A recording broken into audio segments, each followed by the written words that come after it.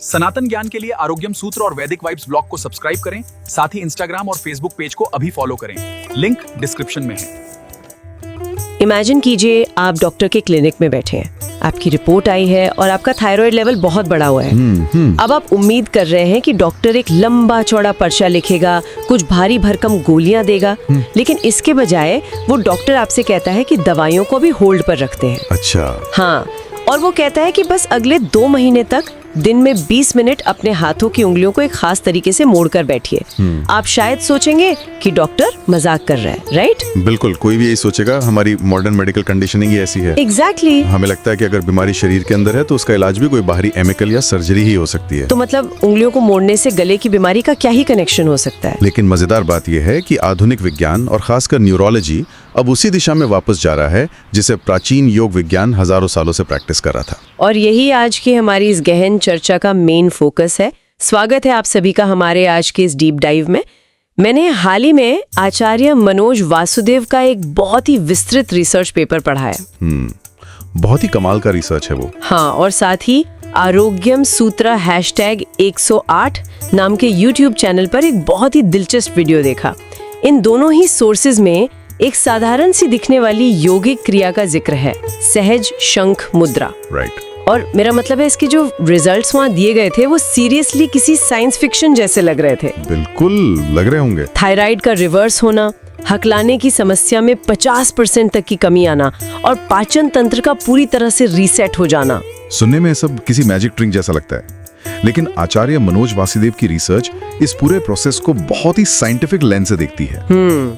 ये कोई अंधविश्वास नहीं है, ये बेसिकली एक प्रॉपर बायो हैकिंग टूल है। तो चलिए इसे थोड़ा विस्तार से समझते हैं, क्योंकि मेरा दिमाग अभी भी इस बात पर अटका है कि हाथों की पोजीशन से बॉडी का इंटरनल सिस्टम कैसे बदल सकता है। मैं समझाता हूँ। जब हम मुद्रा की बात करते हैं तो योग के नजरिए से ये महज हाथों का कोई जेस्चर या इशारा नहीं है। इसे एनर्जी का सील या लॉक कहा जाता है। अच्छा। और अगर इसे हम न्यूरोलॉजी की भाषा में डिकोड करें तो ये सीधे हमारे ब्रेन की वायरिंग के साथ छेड़छाड़ करने का एक तरीका है। अगर मैं हाथों की तुलना एक कंप्यूटर के कीबोर्ड से करूं, तो हमारा ब्रेन वो सुपर कंप्यूटर है जिससे ये कीबोर्ड जुड़ा है। हम कीबोर्ड पर कुछ शॉर्टकट कीज दबाते हैं और कंप्यूटर के अंदर का सॉफ्टवेयर अपना काम बदल देता है। क्या ये वैसा ही है? आपने बिल्कुल सही एनालॉजी पकड़ी है। और रिसर्च में एक टर्म का बहुत बार यूज हुआ है, कॉर्टिकल होमंकुलस। हाँ, मैंने पढ़ा था ये। क्या ये वही कीबोर्ड वाला कॉन्सेप्ट है? हाँ, मेडिकल साइंस में ये एक बहुत ही फैसिनेटिंग कॉन्सेप्ट है। देखिए, हमारा ब्रेन शरीर के हर हिस्से को कंट्रोल करता है, राइट? लेकिन वो हर हिस्से को बराबर इंपॉर्टेंस नहीं देता। अगर हम एक इंसान का 3D नक्शा बनाएं, हाँ, इस आधार पर कि ब्रेन का कितना हिस्सा शरीर के किस अंग को कंट्रोल करने में लगा हुआ है, तो जानते हो वो नक्शा कैसा दिखेगा? मैंने इसकी कुछ तस्वीरें देखी हैं। वो बहुत ही अजीब सा एलियन जैसा दिखता है। एग्जैक्टली। उस नक्शे में इंसान के हाथ और होठ बहुत ही विशालकाय नजर आएंगे, एकदम कार्टून की तरह बड़े, जबकि उसकी पीठ या पैर बहुत छोटे होंगे। बिल्कुल। ऐसा इसलिए क्योंकि हमारे हाथों और उंगलियों में नर्व एंडिंग्स की डेंसिटी इतनी ज्यादा होती है कि ब्रेन को हाथों से आने वाले डेटा को प्रोसेस करने के लिए बहुत बड़ी पावर खर्च करनी पड़ती है।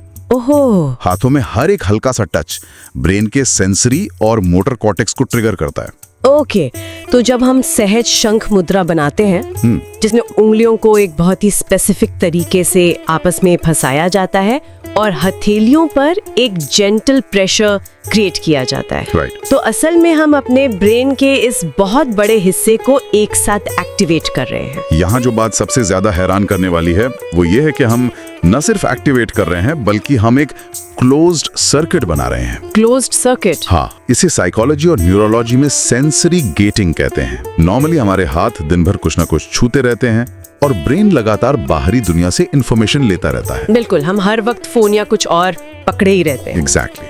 लेकिन जब आप उंगलियों को आपस में फंसाकर लॉक कर लेते हैं तो आप ब्रेन को बाहरी इनपुट देना बंद कर देते हैं। अच्छा।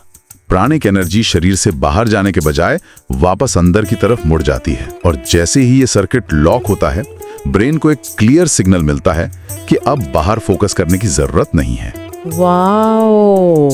और इसके नतीजे में हमारा पैरासिम्पैथेटिक नर्वस सिस्टम एक्टिव हो जाता है, राइट? जिसे हम रेस्ट एंड डाइजेस्ट मोड कहते हैं। हाँ, और ये शिफ्ट बहुत तेजी से होता है। जैसे ही पैरासिम्पैथेटिक सिस्टम ऑन होता है, शरीर समझ जाता है कि अब कोई खतरा नहीं है।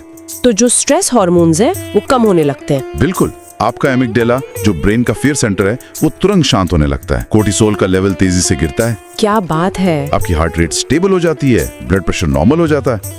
ये सब महज कुछ मिनटों में होता है, सिर्फ इसलिए क्योंकि आपने अपने कीबोर्ड से ब्रेन को सही कमांड दिए। तो हमने ये तो समझ लिया कि उंगलियों को फंसाने से दिमाग शांत होता है और हम स्ट्रेस फ्री जोन में आ जाते हैं। हाँ, लेकिन मेरे लिए जो सबसे बड़ा सवाल है वो अब शुरू होता है। दिमाग का शांत होना एक बात है, लेकिन रिसर्च में जो थायराइड वाली केस स्टडी दी गई है, हाँ, वो 2025 वाली स्टडी। राइट, वो डेटा सच में माइंड ब्लोइंग है। उसमें एक 25 साल की फीमेल पेशेंट का जिक्र है। उसने सिर्फ 2 महीने तक दिन में 2 बार 20-20 मिनट इस मुद्रा का अभ्यास किया और उसका TSH लेवल 4.7 से गिरकर सीधे 0.6 पर आ गया। मैं थोड़ा हैरान हूँ कि ये जंप कैसे हुआ। ये एंडोक्राइनोलॉजी के नजरिए से एक बहुत ही मैसिव शिफ्ट है। TSH का इतना गिरना बिना किसी सिंथेटिक थायरॉक्सिन पिल के कोई छोटी बात नहीं है। वही तो, क्या ये सिर्फ एक प्लेसिबो इफेक्ट है कि उसे लगा वो कुछ कर रही है तो बॉडी ने रिस्पॉन्ड किया, या इसके पीछे सच में कोई सॉलिड साइंस है? नहीं नहीं, ये प्लेसिबो बिल्कुल नहीं है। इसके पीछे प्योर एनाटॉमी और एक्यूप्रेशर का साइंस है। अच्छा। जब आप सहज शंख मुद्रा बनाते हैं तो आपके दोनों अंगूठों का निचला हिस्सा और हथेलियों के कुछ खास पॉइंट्स आपस में प्रेस होते हैं और हमारे हाथों के हथेलियों में शरीर के हर प्रमुख ऑर्गन के नर्व एंडिंग्स होते हैं। जब यहाँ कांस्टेंट प्रेशर पड़ता है तो ये सीधे हमारी वेगस नर्व को स्टिमुलेट करता है। वेगस नर्व, ये वही नर्व है ना जो हमारे ब्रेन को शरीर के बाकी ऑर्गन से कनेक्ट करती है, एक तरह का हाईवे। एग्जैक्टली। वेगस नर्व हमारे पैरासिम्पैथेटिक सिस्टम का सबसे अहम हिस्सा है। जब हाथों से वेगस नर्व को सिग्नल जाता है तो वो सीधे थायराइड ग्लैंड तक पहुंचता है। ओहो। ये प्रेशर थायराइड ग्रंथि को ओवरड्राइव से बाहर निकालता है और थायरॉक्सिन हार्मोन के सिक्रीशन को बैलेंस करने के लिए ट्रिगर करता है। वाओ, तो ये हाथों का जो प्रेशर है वो इलेक्ट्रिकल सिग्नल जनरेट कर रहा है? बिल्कुल। और साथ ही जब शरीर स्ट्रेस से बाहर आता है तो इन्फ्लेमेशन या सूजन कम होती है, जो कि ऑटो इम्यून थायराइड इश्यूज का एक बड़ा कारण है। तो ये कोई मैजिक नहीं है, बल्कि एक फिजिकल मैकेनिज्म है, और शायद यही कनेक्शन गले की दूसरी समस्याओं को भी सॉल्व करता है। राइट, हाँ बिल्कुल करता है। क्योंकि आचार्य मनोज वासुदेव के रिसर्च में एक 24 हफ्ते के क्लिनिकल ट्रायल का भी डेटा है। इसके हिसाब से शंख मुद्रा के अभ्यास से हकलाने और तुतलाने की सिवियरिटी में 50% से ज्यादा की कमी देखी गई। इसके पीछे का विज्ञान भी उसी गले के हिस्से यानी स्वर यंत्र या लैरिंग्स से जुड़ा है। देखिए, हकलाना हमेशा सिर्फ जीभ या होठों की मैकेनिकल प्रॉब्लम नहीं होती। तो फिर क्या होता है? इसका बहुत बड़ा कनेक्शन नर्वस सिस्टम के ओवरड्राइव में जाने और एंजाइटी से होता है। जब कोई स्टैमर करता है तो उसके लैरिंग्स की मांसपेशियां स्ट्रेस की वजह से बहुत टाइट हो जाती हैं। तो जब सहज शंख मुद्रा वेगस नर्व को शांत करती है तो वो लैरिंग्स की मसल्स को भी रिलैक्स कर देती है। एब्सोल्युटली। और जब वो मसल्स रिलैक्स होती हैं तो वोकल कॉर्ड्स के बीच से हवा का फ्लो स्मूथ हो जाता है। नर्वस सिस्टम के शांत होने से एंजाइटी कम होती है और आवाज बिना अटके बाहर आती है। जी, इसीलिए आरोग्यम सूत्रा के वीडियो में भी बताया गया है कि बहुत से क्लासिकल सिंगर्स कॉन्सर्ट से पहले ओम के जाप के साथ इस मुद्रा का अभ्यास करते हैं, ताकि उनकी आवाज सुरीली और स्थिर हो सके। हाँ, ओम का वाइब्रेशन और मुद्रा का रिलैक्सेशन मिलकर गले के लिए एक अल्टीमेट हीलिंग थेरेपी बन जाते हैं। ये तो हो गई ब्रेन और गले की बात। योग की भाषा में कहें तो विशुद्धि चक्र। अब इस वेगस नर्व के हाईवे से थोड़ा और नीचे चलते हैं, पेट की तरफ। हाँ, हमारे पेट और गट एरिया की तरफ, यानी मणिपुर चक्र और मूल चक्र।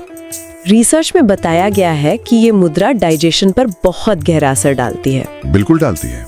अगर कोई खाना खाने के बाद इसे वज्रासन में बैठकर करे तो गैस और कब्ज जैसी क्रॉनिक प्रॉब्लम्स ठीक होने लगती हैं। यहाँ तक कि बवासीर और फिस्टुला में भी आराम मिलता है। अगर हम इसे ब्रेन गट एक्सिस की साइंस से समझें तो ये बहुत लॉजिकल लगता है। हमारा गट हमारा सेकंड ब्रेन है। राइट। जब हम स्ट्रेस में होते हैं, यानी हमारा फाइट और फ्लाइट मोड ऑन होता है, तो शरीर का पूरा ब्लड फ्लो पेट से हटकर हमारे हाथ पैरों की तरफ चला जाता है, ताकि हम लड़ सकें या भाग सकें। एग्जैक्टली। उस समय डाइजेशन शरीर की प्रायोरिटी नहीं होता। मतलब स्ट्रेस में हमारा डाइजेशन एक तरह से पॉज हो जाता है। बिल्कुल। और जब आप सहज शंख मुद्रा लगाते हैं तो ब्रेन गट को सिग्नल देता है कि अब कोई खतरा नहीं है, तुम अपना काम कर सकते हो। इसके साथ ही एक बहुत ही फिजिकल चीज होती है, पेरिस्टाल्सिस मूवमेंट का बढ़ना। ये आंतों की वो लहरदार गति है जो भोजन को नीचे धकेलती है। और अगर इस मुद्रा को मूलबंध के साथ किया जाए, मतलब पेल्विक फ्लोर की मांसपेशियों को ऊपर की तरफ सिकोड़कर, तो इसके रिजल्ट्स और बढ़ जाते हैं। हाँ, ये कॉम्बिनेशन बहुत पावरफुल है। मुझे तो ये पूरा प्रोसेस हमारे स्मार्टफोन के बैकग्राउंड ऐप रिफ्रेश फीचर जैसा लग रहा है। बैकग्राउंड ऐप रिफ्रेश, वो कैसे? ये एनालॉजी काफी इंटरेस्टिंग है। देखिए, जैसे हम रात में अपने फोन को चार्जर से जोड़कर छोड़ देते हैं और बैकग्राउंड में सारे एप्स अपडेट हो जाते हैं, कैश मेमोरी क्लियर हो जाती है, ठीक वैसे ही जब हम वज्रासन में बैठकर मूलबंध लगाते हैं और शंख मुद्रा बनाते हैं, तो हम मानो अपने शरीर के फोन को चार्जर से जोड़ रहे हैं। एग्जैक्टली। हम बाहर से कोई भारी एक्सरसाइज नहीं कर रहे, लेकिन बैकग्राउंड में डाइजेशन से लेकर हार्मोनल इम्बैलेंस तक सब कुछ अपने आप रीसेट होने लगता है। ये बहुत ही सटीक एनालॉजी है। बवासीर जैसी प्रॉब्लम्स में जो इन्फ्लेमेशन होता है, वो बढ़े हुए ब्लड सर्कुलेशन की वजह से तेजी से हील होने लगता है। शरीर तभी खुद को हील कर सकता है जब वो उस हीलिंग मोड में हो। रिसर्च में इसका भी जिक्र है कि ये फीमेल्स में इरेगुलर पीरियड्स को कैसे ठीक करती है। ओहो, हार्मोन बैलेंस करके। जी, जब कॉर्टिसोल कम होता है तो शरीर एस्ट्रोजन और प्रोजेस्टेरॉन जैसे रिप्रोडक्टिव हार्मोन्स को सही तरीके से बैलेंस कर पाता है। और मेल्स में भी इसके फायदे बताए गए हैं ना? हाँ, मेल्स में मूलबंध के साथ ये मुद्रा नर्वस सिस्टम को इतना मजबूत करती है कि ये वाइटैलिटी या मर्दाना ताकत को नेचुरली एनहांस करती है। यहाँ आरोग्यम सूत्र के वीडियो में नाड़ी तंत्र का भी बहुत ही डीप रेफरेंस था, और मैं इसे कोई रहस्यमय चीज नहीं बल्कि एनर्जी पाथवेज के रूप में देखती हूँ। बिल्कुल, ये एनर्जी चैनल्स ही हैं। योग विज्ञान कहता है कि शरीर में 72,000 नाड़ियां हैं। उनमें से इड़ा जो चंद्र नाड़ी है और पिंगला जो सूर्य नाड़ी है, सहज शंख मुद्रा इन दोनों के बीच एक सेतु का काम करती है। और जब ये दोनों नाड़ियां बैलेंस्ड होती हैं, तो जो एनर्जी है वो बीच की नाड़ी यानी सुषुम्ना में प्रवाहित होने लगती है। और तब शरीर अपने ऑप्टिमम लेवल पर ऑपरेट करने लगता है। बिल्कुल, जहां हीलिंग सबसे तेज होती है। तो अब जब हमने इसके इतने सारे फायदे जान लिए, तो सवाल ये आता है कि इसे प्रैक्टिकली करना कैसे है। ये बहुत जरूरी सवाल है। क्या हम बस यूं ही अपने उंगलियों को आपस में मैश कर लेते हैं? मुझे लगता है इसके पीछे भी एक एग्जैक्ट साइंस है। रिसर्च में पंचतत्व के विज्ञान का जिक्र किया गया है। और ये इस मुद्रा का सबसे क्रिटिकल पार्ट है, पोस्चर और फिंगर प्लेसमेंट। आयुर्वेद और योग के हिसाब से हमारा शरीर 5 तत्वों से बना है। अंगूठा अग्नि है, तर्जनी यानी इंडेक्स फिंगर वायु है, मध्यमा आकाश है, अनामिका पृथ्वी है और छोटी उंगली जल है। तो जब हम सहज शंख मुद्रा बनाते हैं, तो हम इन तत्वों के साथ कैसे इंटरैक्ट कर रहे होते हैं? जब आप ये मुद्रा बनाते हैं, तो आपके अंगूठे का दबाव आपकी तर्जनी पर पड़ता है, मतलब अग्नि का दबाव वायु पर। अच्छा। और अग्नि जब वायु पर कंट्रोल करती है, तो शरीर में वात दोष या गैस और ब्लोटिंग जैसी समस्याएं खत्म होने लगती हैं। ओके, तो इसे बनाने की सही विधि क्या है? स्टेप बाय स्टेप बताइए। सबसे पहले आपको किसी आरामदायक पोस्चर में बैठना है, सुखासन, पद्मासन या वज्रासन में। फिर अपने दोनों हाथों की उंगलियों को आपस में इस तरह फंसाना है कि आपकी हथेलियां एक दूसरे से मिल जाएं। ये एक शंख का आकार ले लेगा। राइट। अब सबसे इंपॉर्टेंट स्टेप, आपके दोनों अंगूठे एक दूसरे के पैरेलल होने चाहिए और उन्हें अपनी तर्जनी उंगली के साइड में आराम से टिकाना है। और इसे रखना कहाँ है? इस शंख को आपको अपने छाती के बीच यानी अनाहत चक्र के पास रखना है और आंखें बंद करके मानसिक रूप से ओम का जाप करना है। और समय को लेकर क्या रूल्स हैं? क्या कोई बिगिनर सीधा 20 मिनट के लिए बैठ सकता है? बिल्कुल नहीं, हाथों की मसल्स को इसकी आदत डालनी पड़ती है। जो बिगिनर्स हैं उन्हें इसे सिर्फ 5 से 10 मिनट से शुरू करना चाहिए। जो इंटरमीडिएट है वो इसे 15 से 20 मिनट के लिए दिन में 2 बार कर सकते हैं और एडवांस्ड प्रैक्टिशनर्स 45 मिनट तक जा सकते हैं। और सुबह का समय सबसे बेस्ट है ना? हाँ, ब्रह्म मुहूर्त सबसे बेहतरीन समय माना गया है। लेकिन एक बहुत ही इंटरेस्टिंग पॉइंट जो रिसर्च के एंड में दिया गया था, वो इसकी सावधानियों को लेकर था। हाँ, कॉन्ट्राइंडिकेशंस। हम अक्सर सोचते हैं कि मुद्राओं के कोई साइड इफेक्ट नहीं होते, लेकिन आचार्य मनोज वासुदेव ने क्लियरली लिखा है कि अगर कलाई या कंधे में चोट है तो इसे ना करें। बिल्कुल, इंजरी में से अवॉइड करना चाहिए। पर जो सबसे सरप्राइजिंग था वो था वात और कफ दोष वालों के लिए एक वार्निंग। ऐसा क्यों है? देखिए, सहज शंख मुद्रा का नेचर शीतल या कूलिंग होता है।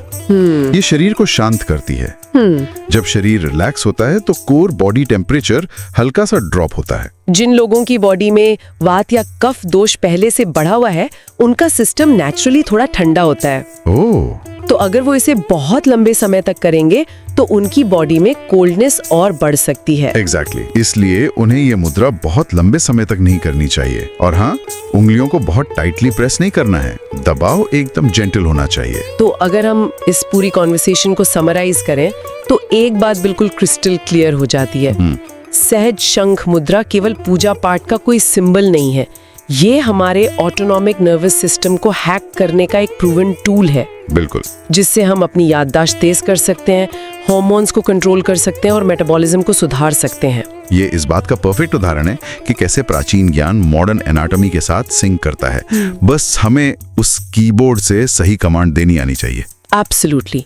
तो इस डीप डाइव को वाइंड अप करने से पहले मैं श्रोताओं के दिमाग में एक विचार छोड़ना चाहती हूँ। आज हमने देखा कि कैसे सिर्फ 15-20 मिनट के लिए अपने हाथों को एक स्पेसिफिक पोजीशन में रखने से हमारा थायराइड गिर सकता है, स्ट्रेस शांत हो सकता है और गट हील हो सकता है। राइट। अब जरा इसके उल्टे सिनारियो के बारे में सोचिए। दिन भर ऑफिस में डेस्क पर झुककर बैठते हुए, लगातार फोन स्क्रॉल करते हुए हम अनजाने में अपने शरीर को किन अजीबोगरीब पोजीशंस में रखते हैं। ये बहुत गहरा सवाल है। अगर एक सही मुद्रा हमारी बायोलॉजी को इतने पॉजिटिव तरीके से बदल सकती है, तो जरा सोचिए कि हमारी वो अनजाने में की गई गलत मुद्राएं हर मिनट हमारे इंटरनल ऑर्गन्स को कितना डैमेज कर रही होंगी। क्या हम अनजाने में ही गलत मुद्राओं में बैठकर खुद को बीमार तो नहीं कर रहे? इस बारे में जरूर सोचिएगा। बिल्कुल। आप सभी का इस चर्चा में जुड़ने के लिए शुक्रिया। हम इस चैनल पर किसी विचारधारा या पक्ष का समर्थन नहीं करते, बल्कि सिर्फ मूल स्रोतों में दी गई जानकारी को निष्पक्ष रूप से आप तक पहुंचाते हैं। आपसे अगली बार मुलाकात होगी एक और दिलचस्प विषय के साथ।